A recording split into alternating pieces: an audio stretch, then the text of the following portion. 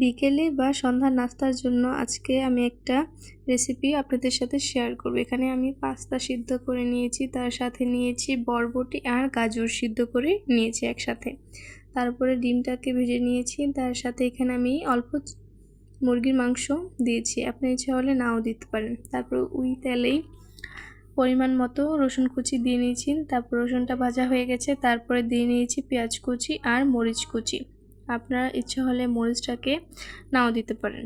তারপরে এখানে আমি একটু লবণ, মরিচের গুঁড়ো আর জিরার গুঁড়ো দিয়ে নিয়েছি। মশলাটা কষানো হয়ে গেছে, তারপরে এখানে আমি পাস্তা আর সবজিগুলো দিয়ে দিয়েছি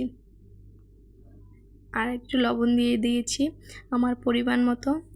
দেখুন রান্নাটা প্রায় হয়ে গেছে, এখন আমি বাড়িতে পরিবেশন করে নিচ্ছি। দেখুন দেখতে কত লোভনীয় লাগছে, খেতেও খুবই মজা হয়েছে। ভিডিওটা কেমন লেগেছে অবশ্যই সবাই কমেন্টে বলে যাবেন। আল্লাহ হাফেজ সবাইকে।